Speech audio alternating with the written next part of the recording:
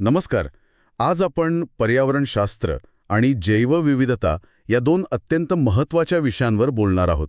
आपल्याकडे काही नोट्स आहेत, बहुतेक स्पर्धा परीक्षा म्हणजे NDA वगैरेसाठी तयार केलेल्या वाटतात, पण खरं सांगायचं तर यातल्या गोष्टी सगळ्यांनाच माहीत असायला हव्यात. अगदी मूलभूत संकल्पना आहेत या. तर आज आपलं काम आहे या नोट्समधले मुख्य मुद्दे सोप्या भाषेत समजून घेणं. बरोबर. आपण पर्यावरण म्हणजे काय तिथून सुरुवात करूया. मग परिसंस्था, ऊर्जा प्रवाह, जैवविविधता आणि माणसाचा या सगळ्यावर काय परिणाम होतोय ते पण बघू. हे सगळं कसं एकमेकात गुंतलेलं आहे ना ते पाहूया. मस्त. चला तर मग. पर्यावरणशास्त्र म्हणजे इकॉलॉजी. मूळ शब्द ग्रीक आहे वाटतं. ऑयकोस आणि लोगोस. ऑयकोस म्हणजे घर किंवा राहण्याची जागा आणि लोगोस म्हणजे अभ्यास. हॅकेलने याची व्याख्या केली होती. सजीव आणि त्यांचं वातावरण यांच्यातील संबंधांचा अभ्यास. बरोबर. अगदी. आणि भारतात प्राध्यापक R. मिश्रा यांचं काम खूप मोठं आहे यात. त्यांना भारतीय पर्यावरणशास्त्राचे जनक म्हणतात. अच्छा. याचे काही प्रकार पण आहेत का? मुख्य 2 प्रकार आहेत. एक आहे ऑटो इकॉलॉजी. ऑटो इकॉलॉजी म्हणजे फक्त एकाच प्रजातीचा अभ्यास, ती प्रजाती आणि तिचं पर्यावरण एवढंच. आणि दुसरा सिनेकॉलॉजी. यात एका प्रदेशातल्या सगळ्या सजीव समुदायांचा अभ्यास येतो. म्हणजे वेगवेगळ्या प्रजाती, त्यांचे आपापसातले संबंध आणि वातावरणाशी असलेले संबंध. थोडं व्यापक आहे हे. ओके. म्हणजे ऑटो इकॉलॉजी एका प्रजातीवर फोकस करते, तर सिनेकॉलॉजी संपूर्ण समुदायावर. बरोबर. स्पर्धा परीक्षेसाठी हा फरक महत्वाचा असू शकतो. ठीक आहे. आता पुढची संकल्पना परिसंस्था, इकोसिस्टम. A.G. टान्सले 1935. परिसंस्था म्हणजे काय तर एखाद्या जागेवरचे सगळे सजीव आणि निर्जीव घटक. सजीव आणि निर्जीव. आणि त्यांच्यात होणारी आंतरक्रिया या सगळ्यांची मिळून जी एक सिस्टम बनते ती म्हणजे परिसंस्था. निर्जीव घटकांमध्ये काय काय येतं? हवा, पाणी. हवा, पाणी, माती, तापमान, सूर्यप्रकाश, खनिज हे सगळं म्हणजे अजैविक घटक. आणि सजीव घटकांमध्ये म्हणजे जैविक घटक. त्यात 3 महत्वाचे गट आहेत. पहिले उत्पादक म्हणजे वनस्पती. हिरव्या वनस्पती, काही जीवाणू जे स्वतःचं अन्न स्वतः बनवतात. सूर्यप्रकाश वापरून ते झाले उत्पादक. ओके. मग दुसरे भक्षक, कन्झ्युमर्स, जे अन्नासाठी इतरांवर अवलंबून असतात. म्हणजे प्राणी, शाकाहारी, मांसाहारी. अगदी. प्राथमिक, द्वितीयक, तृतीयक भक्षक सगळे आले त्यात. आणि तिसरा गट खूप महत्वाचा आहे, विघटक, डिकम्पोजर्स. म्हणजे जीवाणू, बुरशी वगैरे. बरोबर. हे काय करतात तर मृत वनस्पती आणि प्राणी यांच्या शरीराचं विघटन करतात.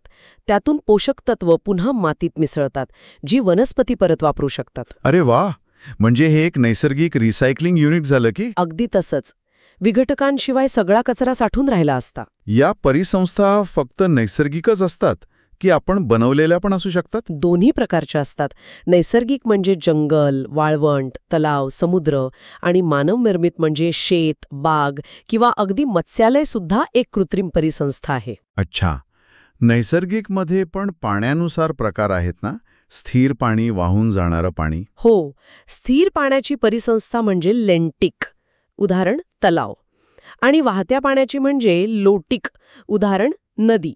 आणि मग सागरी परिसंस्था तर वेगळीच. समजलं. आता परिसंस्थेत ऊर्जा कशी फिरते म्हणजे एनर्जी फ्लो. सूर्य मुख्य स्रोत आहे म्हणालात तुम्ही. सूर्यप्रकाश वापरून उत्पादक अन्न बनवतात.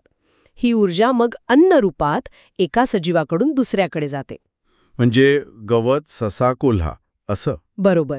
आणि हा ऊर्जेचा प्रवाह नेहमी एकाच दिशेने असतो. सूर्याकडून उत्पादकांकडे, मग भक्षकांकडे. ऊर्जा परत मागे जात नाही, युनिडायरेक्शनल. इथेच तो लिंडमनचा 10% नियम येतो ना, 1942चा. अगदी बरोबर पकडलत. हा नियम खूप महत्वाचा आहे परीक्षेच्या दृष्टीनेही. काय सांगतो हा नियम?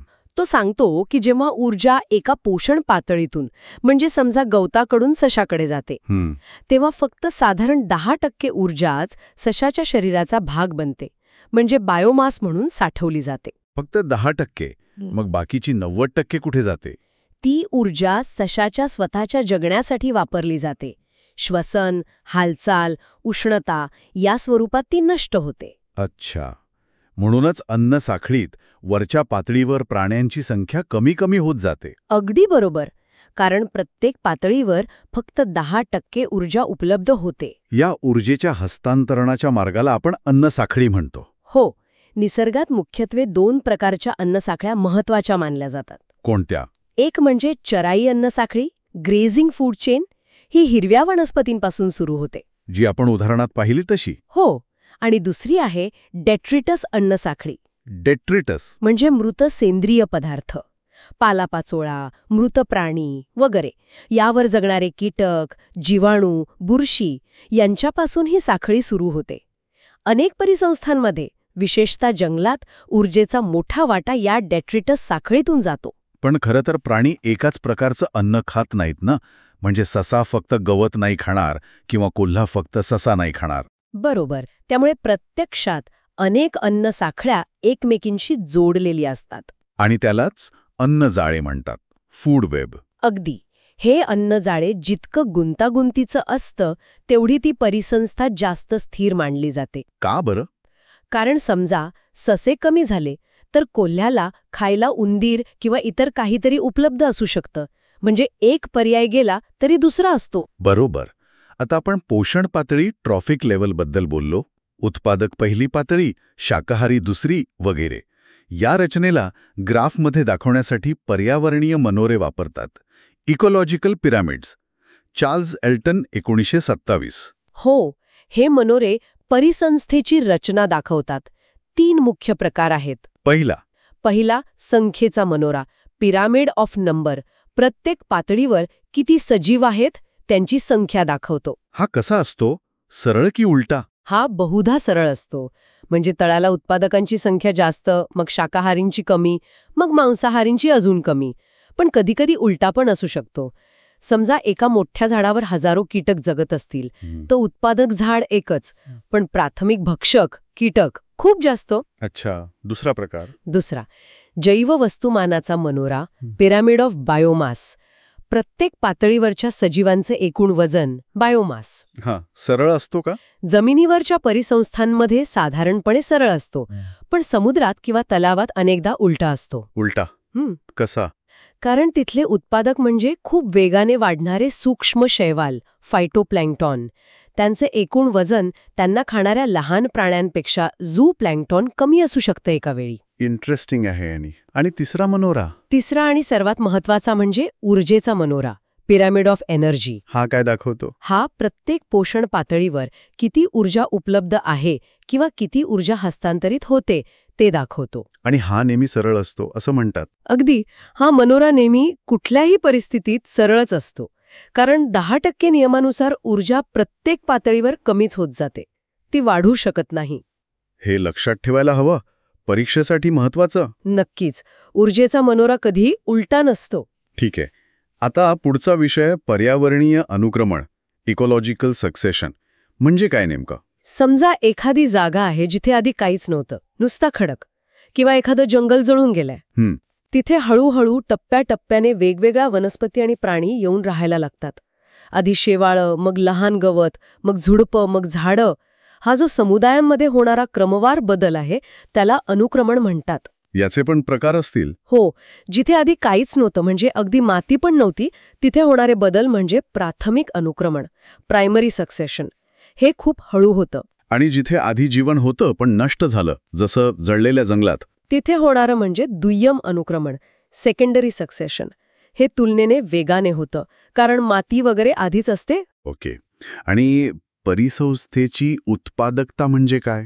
प्रोडक्टिव्हिटी. म्हणजे वनस्पती किती वेगाने सेंद्रिय पदार्थ म्हणजे बायोमास तयार करतात, याला प्राथमिक उत्पादकता म्हणतात. यात 2 भाग आहेत. एकूण ग्रॉस प्रायमरी प्रोडक्टिव्हिटी, जीपीपी, आणि निव्वळ net primary productivity, NPP. GPP म्हणजे एकूण तयार केलेलं अन्न? हो, पण वनस्पती त्यातलं काही स्वतःच्या श्वसनासाठी वापरतात. ते वजा केल्यावर जे उरतं ते म्हणजे एनपीपी. आणि हे एनपीपी महत्वाचं आहे. हो, कारण हीच ऊर्जा पुढच्या पोषण पातळीला म्हणजे शाकाहारी प्राण्यांना उपलब्ध असते. परिसंस्था किती सधन आहे हे एनपीपी वरून कळतं. ठीक आहे. आता जरा निसर्गातल्या रिसायकलिंगकडे वळूया. जैव भूरासायनिक चक्रे, बायोजिओकेमिकल सायकल्स. सजीवांना वाढायला अनेक पोषक तत्व लागतात. कार्बन, नायट्रोजन, फॉस्फरस, पाणी. हो. हे घटक सजीव आणि निर्जीव पर्यावरण यांच्यात सतत फिरत असतात एका चक्रात. यालाच जैव-भू-रासायनिक चक्र म्हणतात. ही चक्रे नसती तर प्रकाश संश्लेषणात तो शोषतात, तर सजीव श्वसनातून आणि आपण इंधन जाळून तो वातावरणात सोडतो. माणसाच्या हस्तक्षेपामुळे या चक्राचा समतोल बिघडलाय. नायट्रोजन चक्र पण महत्वाचं आहे ना? खूपच. प्रथिनं आणि डीएनएसाठी नायट्रोजन लागतो. हवेत भरपूर नायट्रोजन आहे, पण वनस्पती तो थेट वापरू शकत नाहीत. मग काही विशिष्ट जीवाणू त्याचं स्थिरीकरण करतात, म्हणजे वनस्पतींना वापरण्यायोग्य स्वरूपात रूपांतर करतात.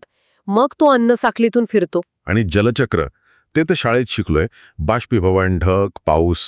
हो, पण धरणं, जंगलतोड, भूजलाचा अतिवापर यामुळे या चक्रावरही परिणाम होतोय. तसंच फॉस्फरस चक्र आणि सल्फर चक्र पण आहेत. हो, ही सगळी चक्र मिळून पृथ्वीवर जीवनाला आधार देतात. आता येऊया एका मोठ्या आणि सध्या खूप चर्चेत असलेल्या संकल्पनेकडे, जैवविविधता, बायोडायव्हर्सिटी.